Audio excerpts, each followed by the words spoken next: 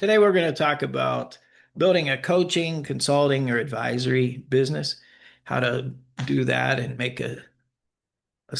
create a sustainable business doing that. So, the global coaching industry is estimated to be at about $5.5 billion annually, and that has increased about 17% since 2023. So, big growth in this industry. Uh, and I felt like we needed to talk about it because more people than ever are entering into this coaching, consulting, advisory, and are not having great success, to to be blunt. They're working hard, they mean well, but there's a few things that are missing, and I just want to cover those today. So here's the thesis of this, what we're going to talk about. I see too many people entering coaching, consulting, and advisory work with good intentions, but no real roadmap for developing the craft and building a sustainable coaching business. There are six foundational principles that can dramatically improve your chances of becoming a trusted and viable advisor uh, with some sustainability. So let's dive into number one. First of all, take inventory of the experiences you have already had. So when you're starting a coaching business, the tendency is I don't have a lot of experience in this industry, and that's probably true. But you do have a career full of experience, a lifetime of experience of dealing with leadership, management, uh, perhaps conflict. We've all deal with that, right? And we have these battle scars on our shoulders, our arms, our face, uh, of experiences that we have lived in our lifetime. Bring those two with you to this industry. Bring that experience with you in the industry. We all have had great communication foibles, and we get it, right? So bring all that with you.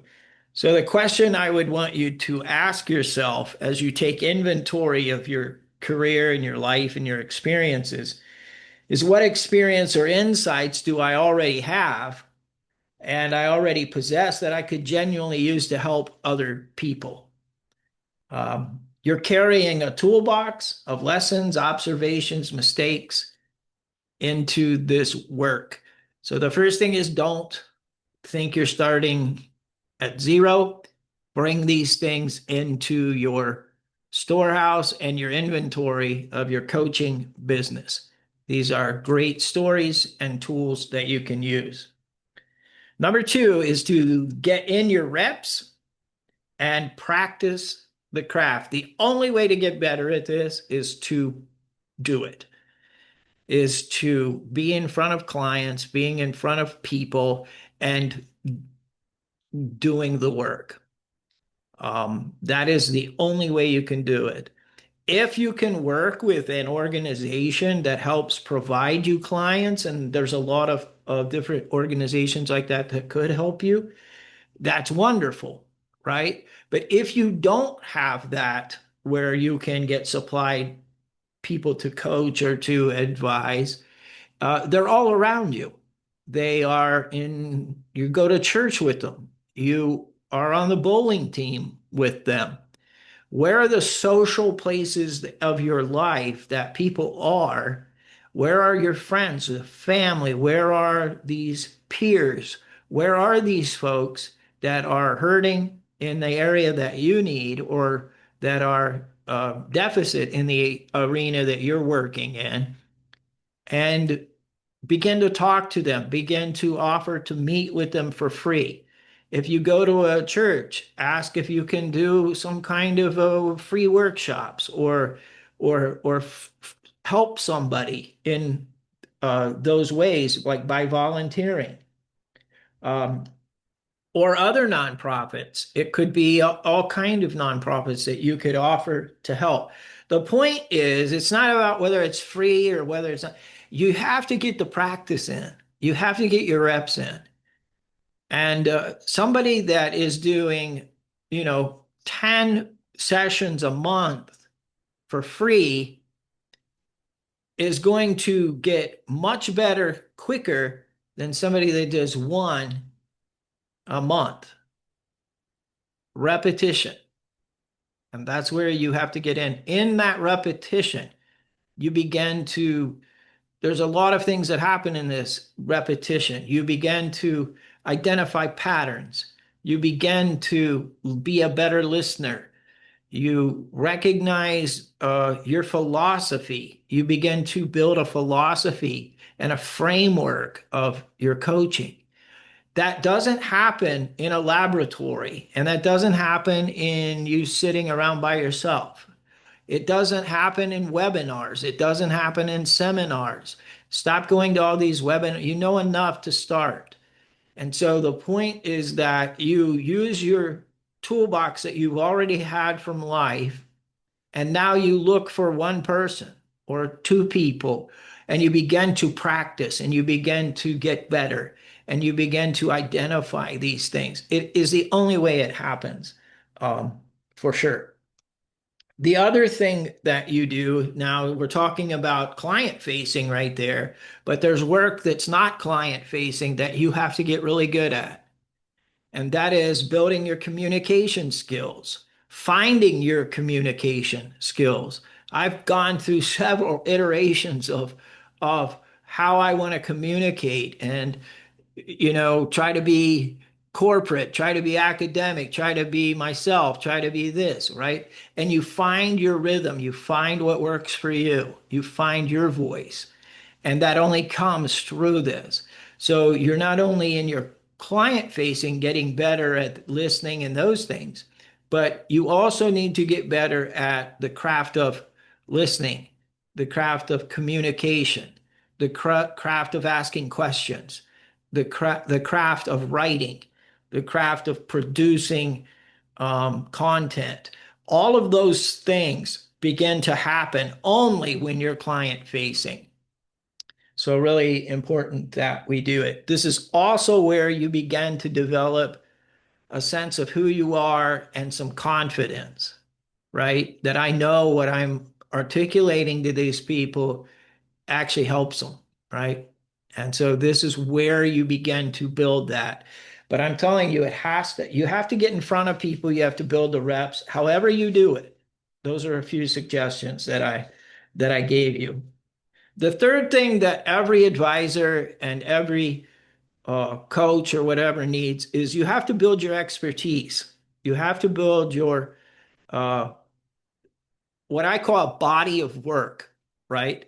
It's this body of work. It is a collection of your writing, your collection of your what you teach, frameworks. It's a collection of how you create a workshop that works well. How do you create this body of work, right? So you should be developing deep work. And I'm not talking about just posting on Facebook and making a post. I'm talking about writing deep work. I'm talking about what are these problems that you are dealing with and really thinking through how you solve these things, right? And then you write about that and you talk about that and you record that like we're doing here today, right? This isn't professionally produced. It's just something that's been on my mind, and that I'm seeing, and I'm trying to communicate that to you because I really want you to make it. So this sharpens your thinking, and you create this work. And some of you say, "Well, I'm not a good writer." Well, get good at writing. I'm not a good communicator. Well, get good at it, right? This is the work. This is the craft. You don't start off good. You get better. You develop this, and getting this body of work together is very important in helping you build your expertise. As I mentioned earlier in number two, Number four is growing the business one person at a time. One of the things that we all do in all businesses is we try to reach the masses who don't know us. It's a really big mistake. Stop doing that. What you want to do when you're beginning is you reach the people closest to you.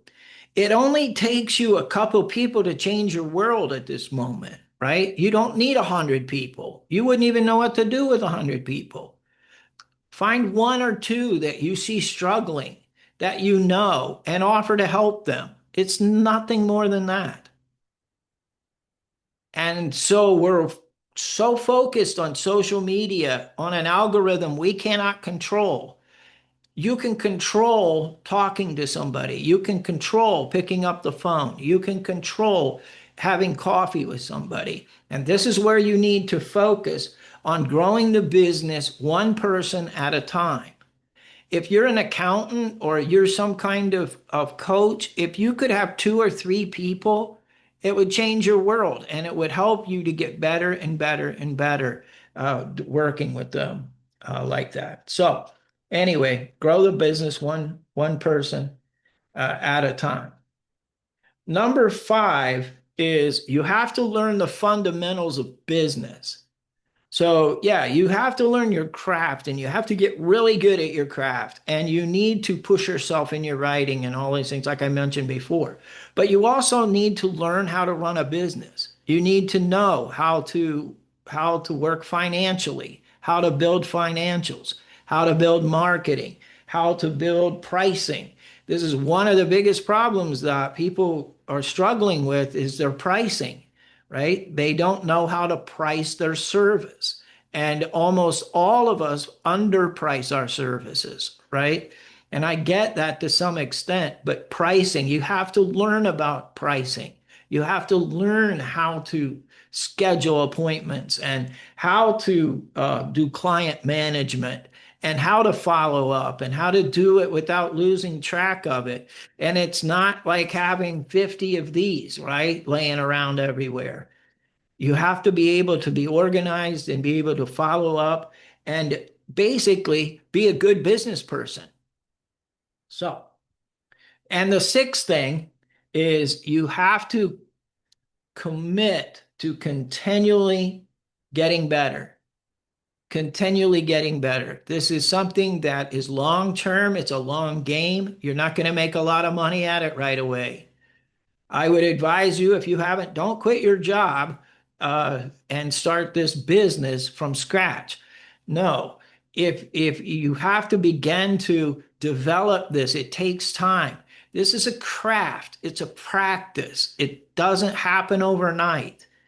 And so you need to be continually advising yourself to get better at this. I need to get better continually, get better at client facing things, get better at business, get better at writing, communication.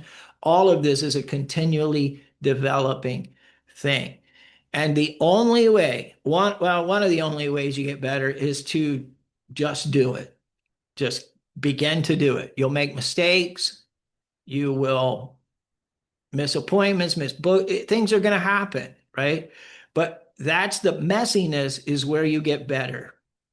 You're not going to get better, as I always say to the clients, in a lab. You're only going to get better when you're working with people and you're riffing off of them. And that's how you build confidence. That's how you learn my areas where I'm really good and areas where I need to stay away from. And all of those things will help you build uh, a business. So I hope that helped. It's pretty fundamental, but I see folks making mistakes all the time. And I don't want you to be a year and a half into your coaching business and not have clients and making money and helping people. So implement some of these. If you need some help, feel free to reach out to me at slarkconsultinggroup.com. All right. Talk to you later.